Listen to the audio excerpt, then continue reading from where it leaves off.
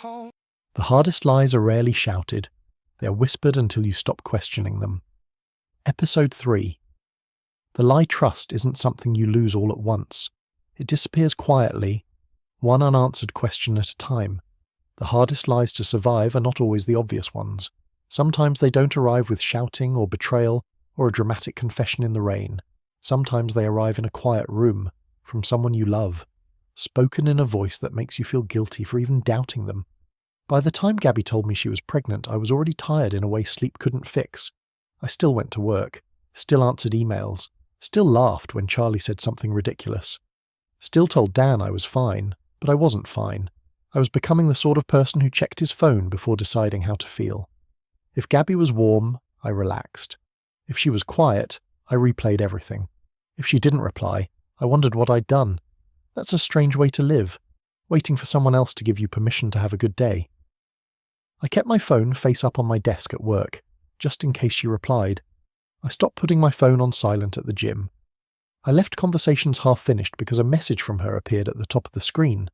Sometimes I would type a reply, delete it, type it again, then make it softer, less direct, less likely to start something.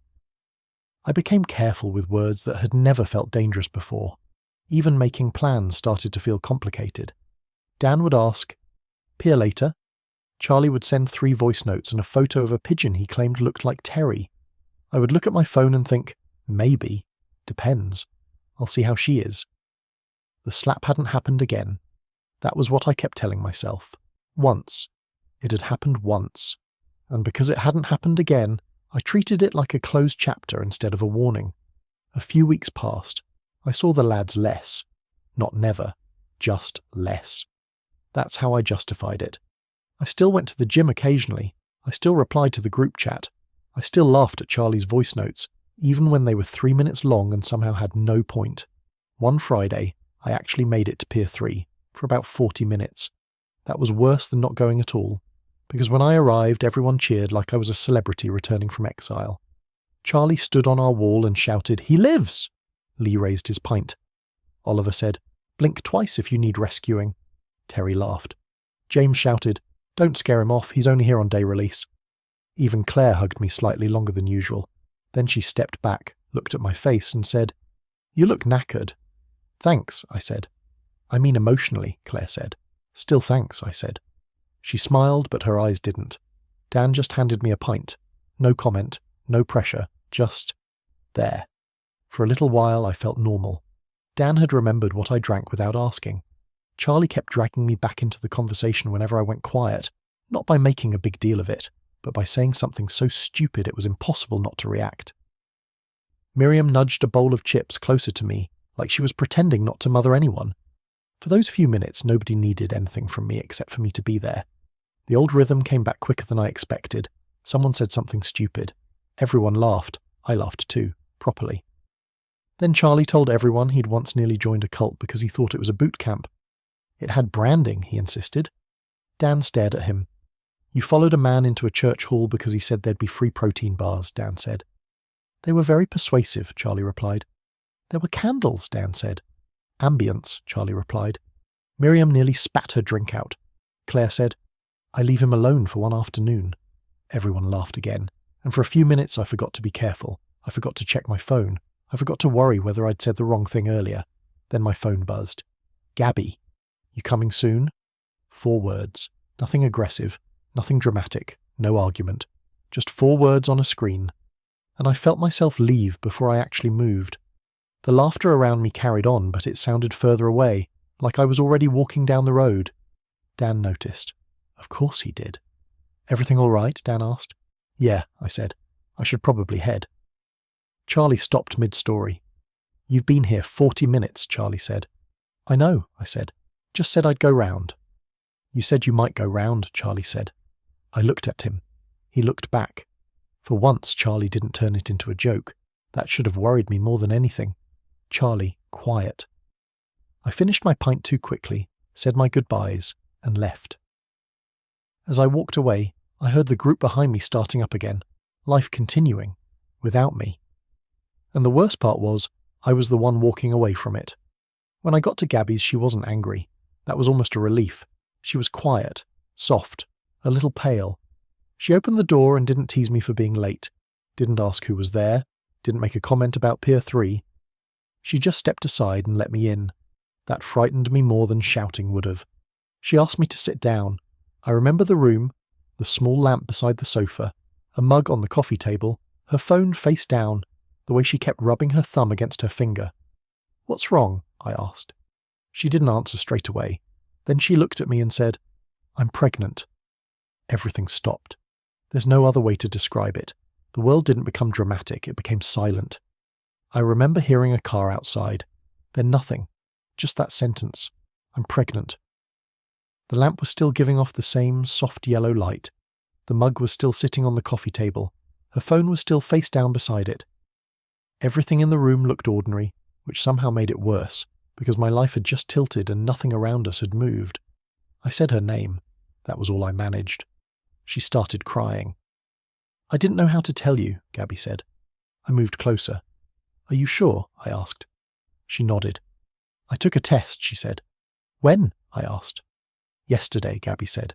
"Right," I said. My head was trying to catch up with my life. A baby. Our baby. I was 25, scared, confused, overwhelmed. But underneath all of that, I felt something else. Responsibility. Immediate and complete. Whatever had happened between us, whatever doubts I had, whatever part of me had been thinking I couldn't keep doing this, disappeared beneath one thought. I had to be there. "Are you okay?" I asked. She shook her head. "I don't know," Gabby said. "Do you need anything?" I asked. "I just need you not to make this harder," she said. "I'm not trying to," I said. "I know," Gabby said. I can't deal with loads of questions right now." "Okay," I said. That became my word again. I wanted to ask what she wanted to do. I wanted to ask if she'd spoken to anyone.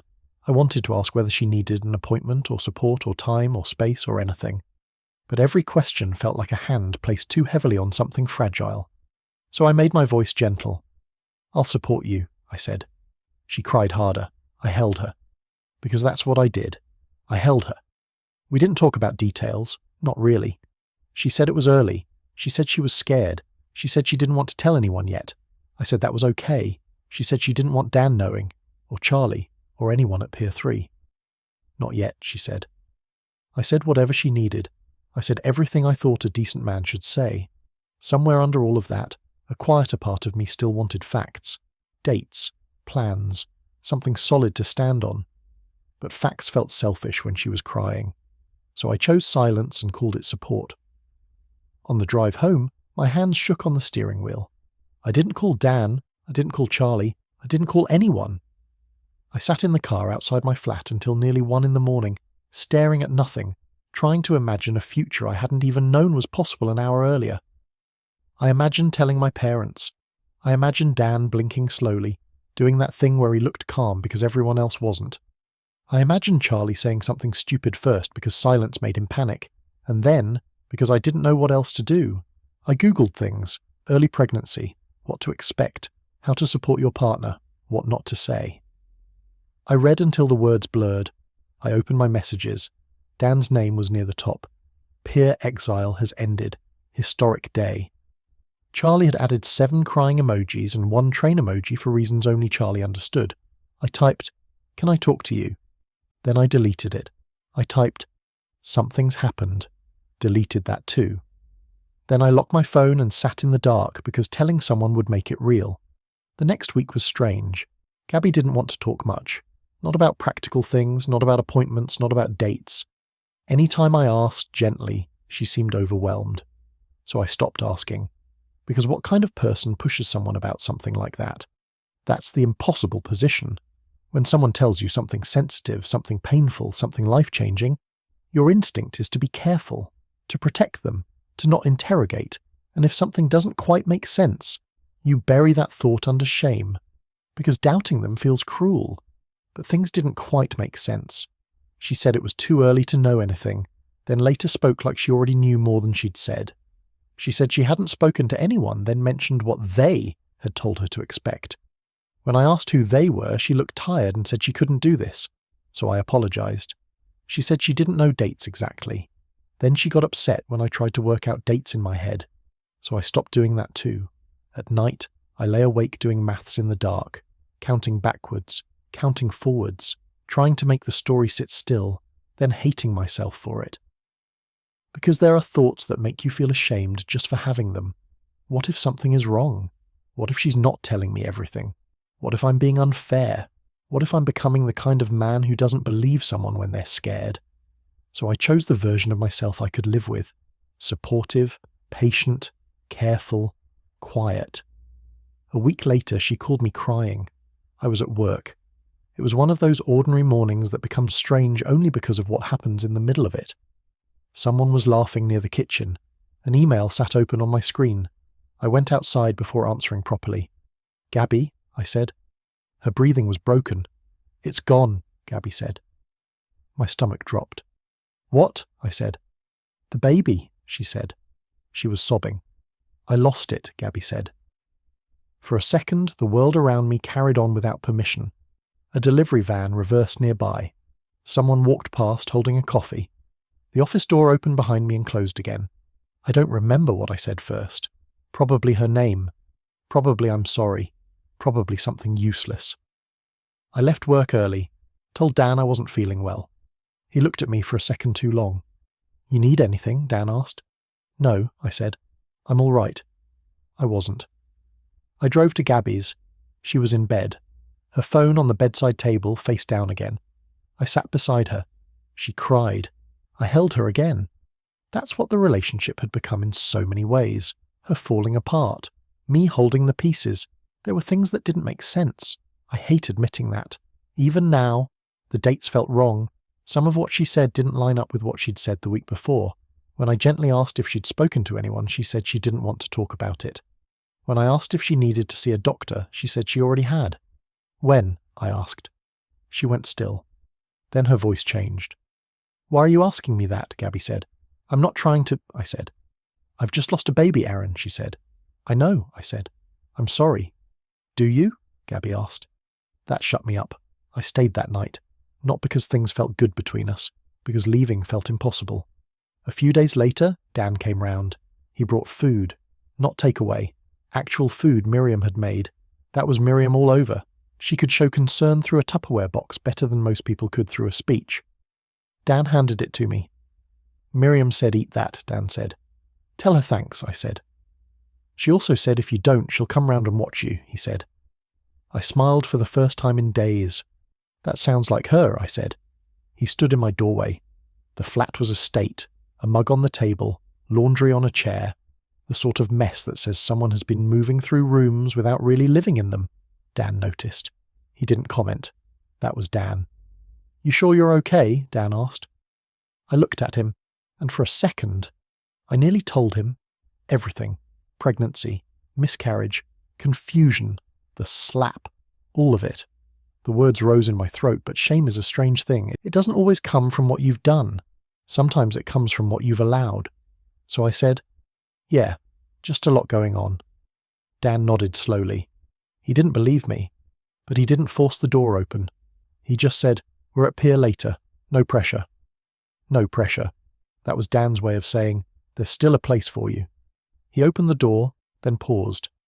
"And eat the food, or Miriam will actually come round," Dan said. He left. I didn't go to Pier 3 that night, but I did eat the food. Small victories still count when you're falling apart. The cheating came out on a Saturday. Not dramatically, no confession, no caught in the act moment, just a message. I was doing laundry. That's the bit I always remember. I had a pile of clothes on the floor and a half-drunk cup of tea on the table. My phone buzzed. A message from someone I didn't speak to often. "You need to see this." Then a screenshot. I opened it. It showed Gabby and another man, not a stranger. Someone from the edge of our wider circle. Someone I knew well enough to nod at. Well enough to have shared a pint with. Well enough that my stomach recognized him before my head did. The messages were clear. Not friendly, not ambiguous. Clear. I sat on the edge of my bed staring at the screen until my phone went dark. Then I unlocked it and stared again. I zoomed in. I don't know why people do that.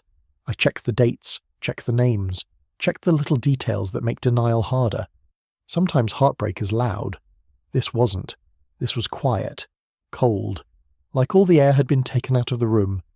I thought about the phone face down, the questions she wouldn't answer.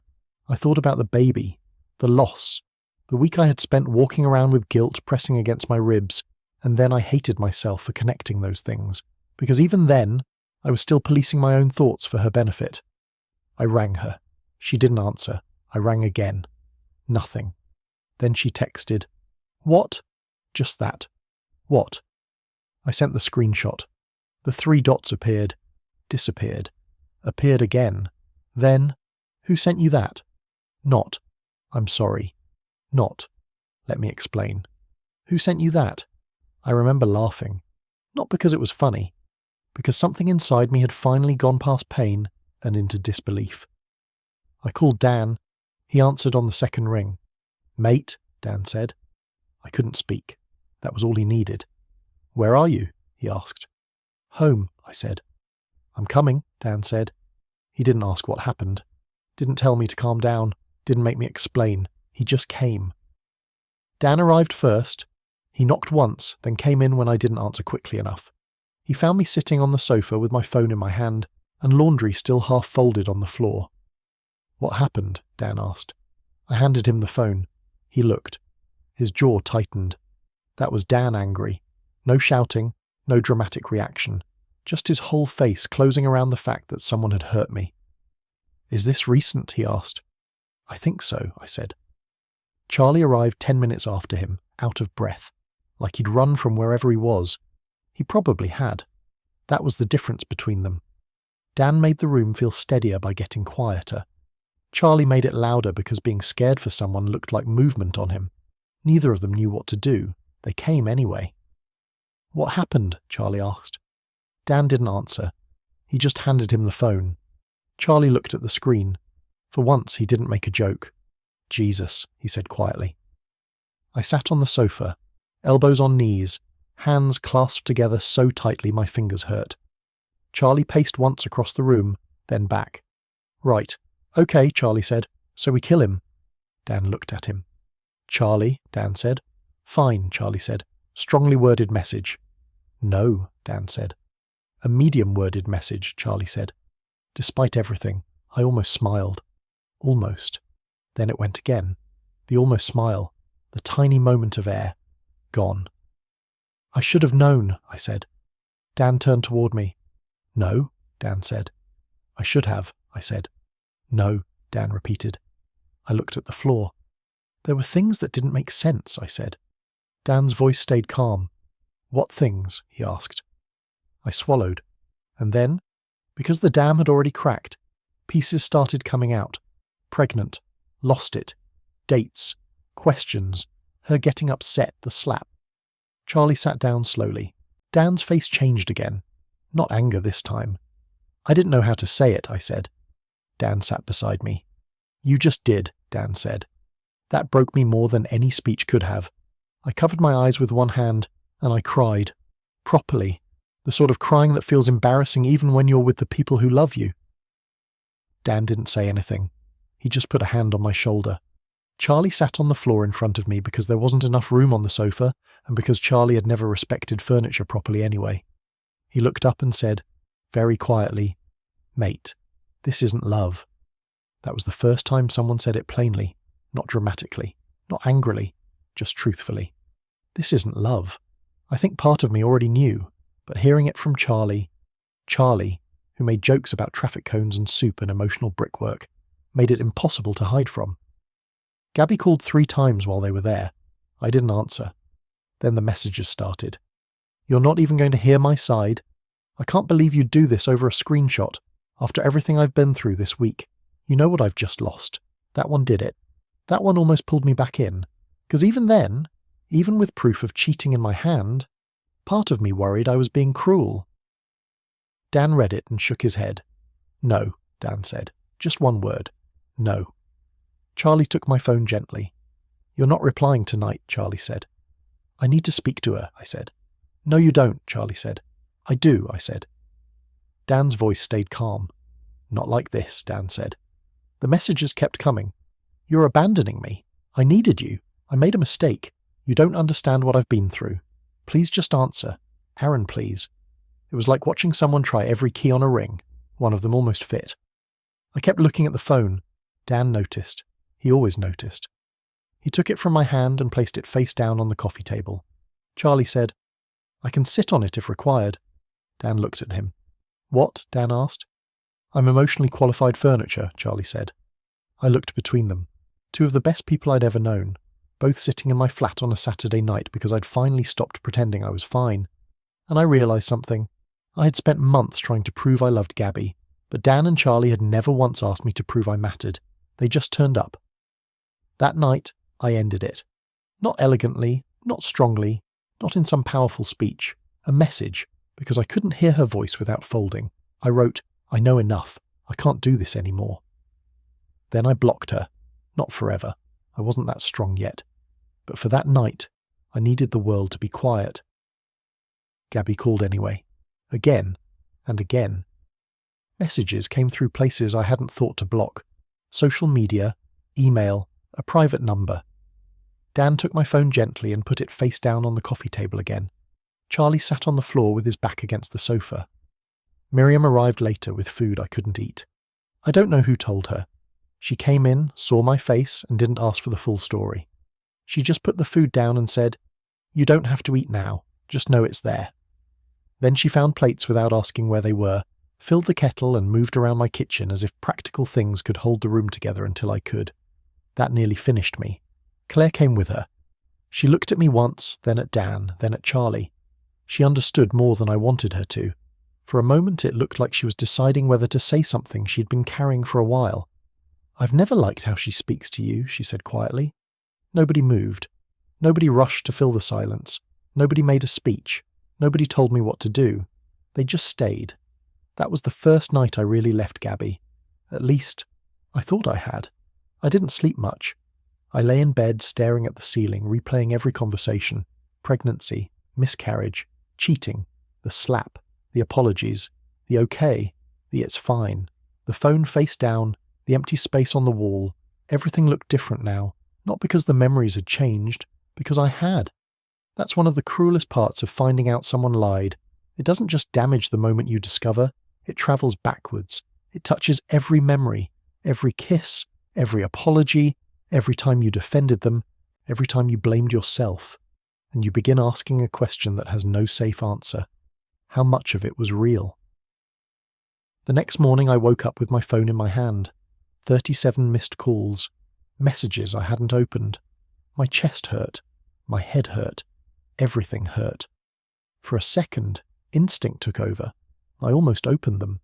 Because when someone has trained you to respond, silence feels like cruelty, even when silence is the only thing keeping you safe. Dan was asleep in the armchair. Charlie was on the floor using a hoodie as a pillow.